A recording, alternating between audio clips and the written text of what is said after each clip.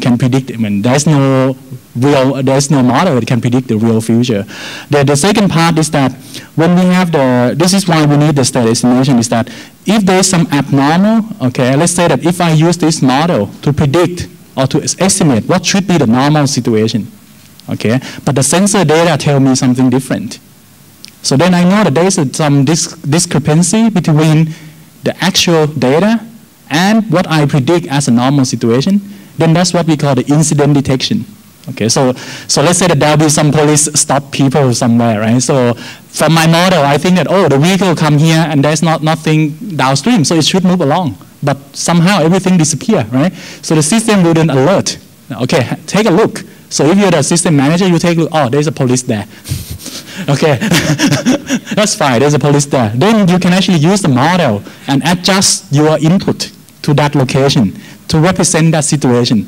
And then predict, okay, how long the police, or how long the queue the police will make, okay? So that's a kind of application and exactly what we're trying to show that we need some sort of real time. Because if we just use a model that we assume everything is normal without looking at the real-time data, then, it's just like a daydream, okay? But this one, at least we have the real data compared with what we think as a normal situation.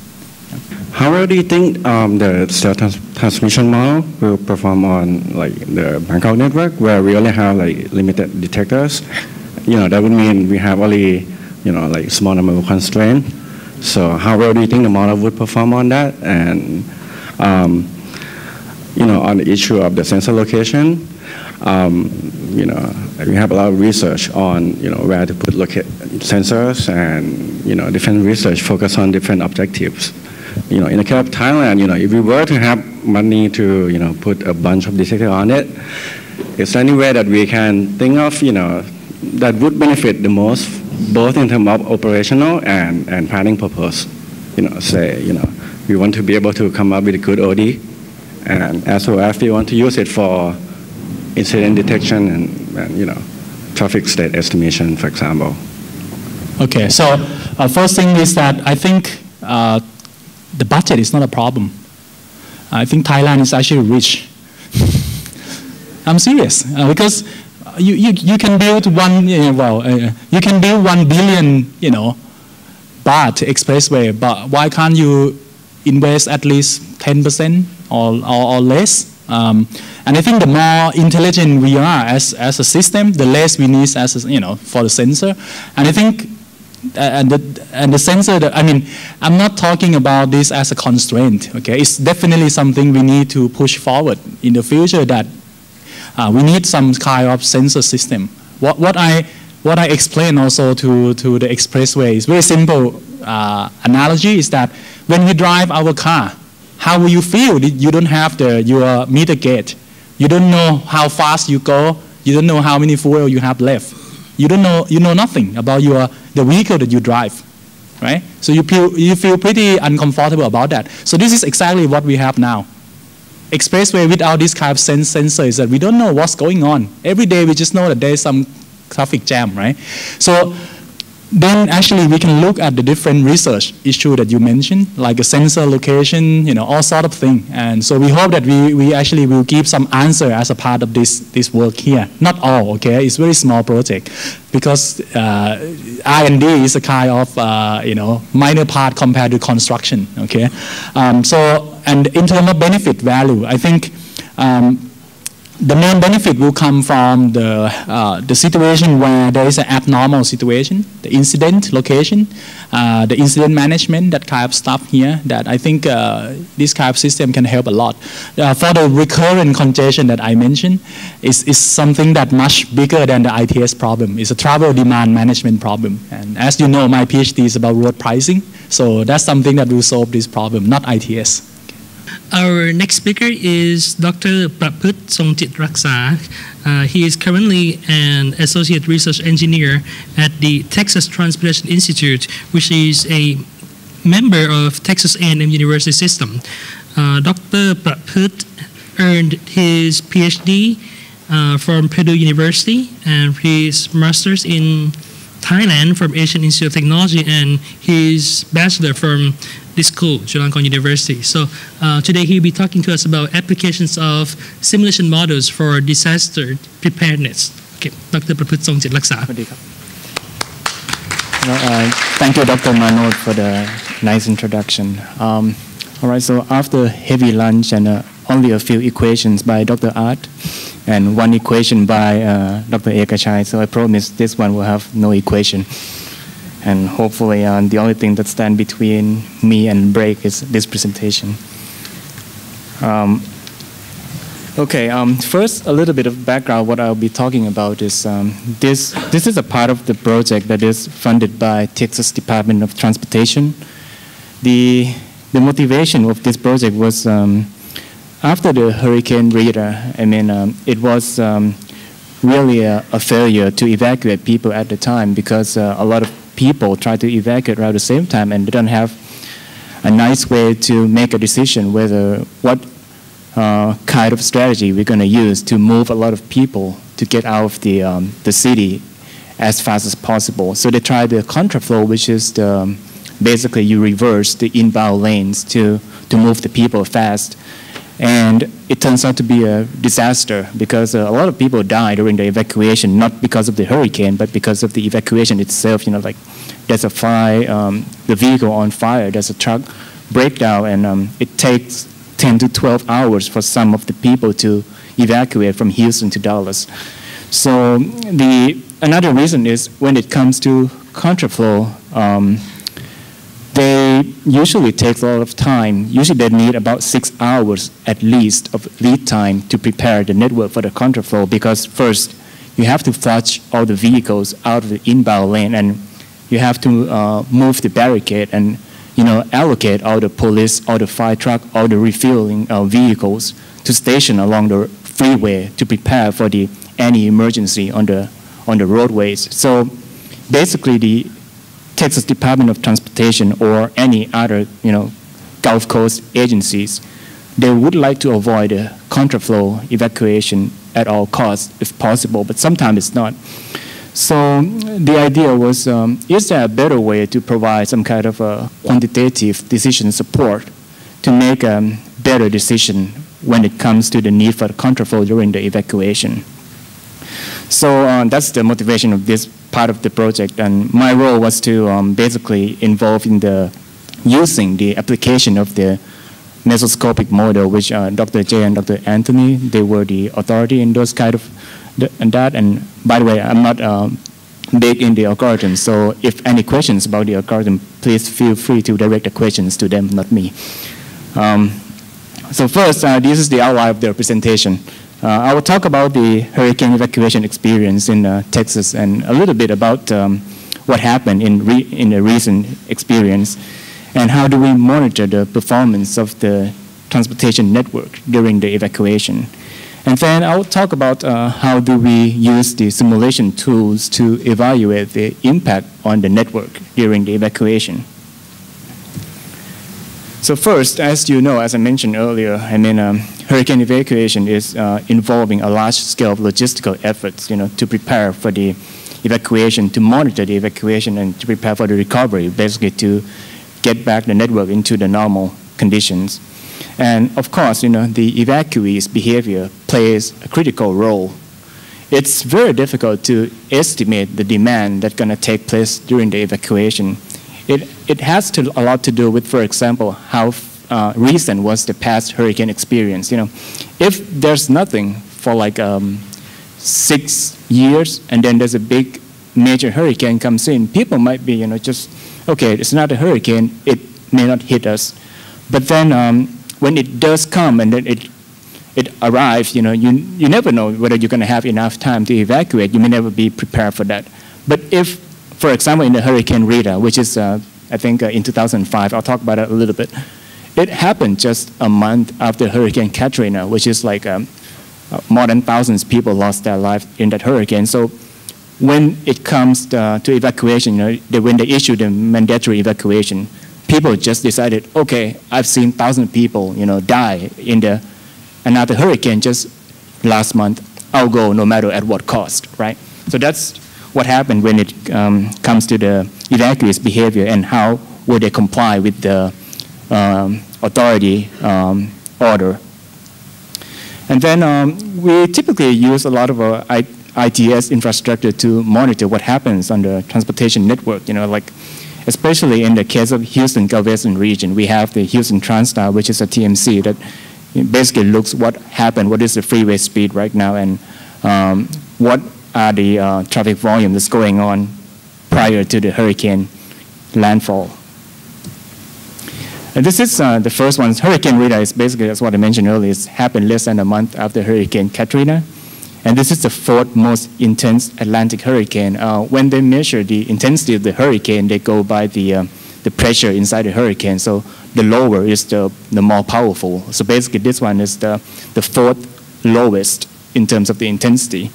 And the scary part of this one is basically because when you see the hurricane comes up on the satellite, they usually provide a forecast all along, whether it's where it's going to land, you don't know. But at some point, this hurricane reached category 5, on the scale of 1 to 5. 5 is the strongest one. Of course, when the hurricane hits the warmer weather, that's when they pick up the power. And then when it reaches the cooler water, and it's reduced the power a little bit. But in this case, you can see, imagine the people looking at the news, you have the hurricane forecast of the direction comes, changing on a daily basis. And at some point, it reached category 5. And last month, I just see 1,000 people passed away because of Katrina. How people would react to that, right? And then it did make a landfall. In fact, because of Hurricane Rita, it was predicted to hit somewhere between Galveston and Beaumont for a while. But in the end, it took a turn up north and go to basically Sabine and Johnson's Bayou of Louisiana. So basically, it missed the Hurricane Rita has missed Houston, but Houston somehow has already decided to evacuate. And when they call for the evacuation, usually they call the term like T minus something. For example, if they predict the landfall at September 21st, when they say T minus 72, it means it's 72 hours before the landfall. So at T minus 72, the governor of Texas called for the mandatory evacuation of Houston, Galveston region. And usually they go by, at the time, they go by the zone. They have a map, and basically you have to look at the map and you tell, okay, which zone you're in. But later on, it was found out that people doesn't know what zone they are in because they look at the map, they don't know exactly. So later on, they use the zip codes, which is like a mailing zip code. Usually you know what zip code you're in, so they go by they call it zip zones. They group the people by zips area and then say, if you're in these zip zones, you have to evacuate by so-and-so time. And you can see the fatalities, only 7 coming out of because of the hurricane, and 113 is actually during the evacuation. So basically, like tens of people died during the bus on fire or something like that. So it was a total disaster in terms of the preparation evacuation standpoint. And the damage in 2005 US dollars is about 10 billion. And then there's another one, which is 3 years after the first one. This one is actually it reached, when the landfall, it becomes a category 2. First, it wasn't forecast to make a landfall somewhere in Houston. It forecast somewhere to the east. But later on, it took a turn and turns out to be hit somewhere in Galveston and Houston region. And this one, although it's a very, not a very strong hurricane on the scale of 1 to 5, it does cause a lot of damage. Like in Houston, which is where I live close by, it takes almost a month for some area to restore the power. And you can see the fatalities. It's about 103 direct and 92 indirect. And in terms of damage, this is one of the third costliest one of the hurricane in the US history. And this one, in terms of the evacuation, it turns out to be a successful because people understand, and then they decided, first, they were preparing to evacuate a lot of people, and they decided not to call for contraflow because of the past experience, and they figured that they probably wouldn't have enough time to prepare the network for the contraflow because the hurricane took a turn in the last minute. And then this one, it turns out to be lucky because even though they didn't call for the contraflow, people still are pretty safe from the hurricane. A lot of damage to the building, but in terms of the success from the evacuation standpoint, is a very successful operation. And how do we monitor the evacuation routes? Houston TransStar TMC, or Traffic Management Center, is served as a central command center during the evacuation operations. Usually TMC in US is serve the function, some of that Dr. Ekashai has mentioned earlier. Civilians, basically you look at what happened on the network. Incident management, this becomes a very, very critical component during the hurricane evacuation, because a truck stop or a vehicle running out of fuel stop in the middle of the freeway. It just created a bottleneck, and basically you took the capacity out of the freeway, and that basically a total disaster. And that's what happened during the Hurricane Rita evacuation. You have a truck breakdown, you have something break down, it just slowed down the whole thing. Usually a trip from Houston to Dallas may take you only 3 hours. But during the hurricane evacuation from Rita experience, it takes like 10 hours, 8 hours. And that's what people remember. And you can imagine, what is the backlash to the, politicians and things like that. And of course, TNC do the performance monitoring and do the data archive as well. And this is just the example of the website that they use to disseminate the travel information. Usually people can check what is the travel time, what is the speed of the network, and you can click on those cameras that install on the freeway in Houston. This is a Houston network, by the way. You can see the loop and then the freeway going out. By the way, this one is the I-45, which is the one going from Houston to Dallas. This is US 290 going all the way to Austin. And this one is I-10, actually take you to San Antonio. And another thing is, usually when you go out of Houston, Houston is installed with sensors. We have 2 types of sensors. The first one is the AVI, which is what we call automated vehicle identification. It's the same thing as the Easy Pass here, except they install the reader for the Easy Tag. They call Easy Tag over there, by the way, on the gantries almost every mile. So technically you have a segment of about a mile, which you can compute the travel time in real time. And the normal function is they use this to distribute a travel information system. But beyond the greater Houston area, for example, the travel time all the way to Dallas or to Austin or something like that, they don't have a way to monitor the travel time. So TTI and partner with Texas Department of Transportation, they deploy another system to keep track of the travel time on the key evacuation routes, which they use a Bluetooth travel time monitoring. So basically they install the Bluetooth reader. The Bluetooth is a thing that you have on the headset, or sometimes it's a feature of the new car this day.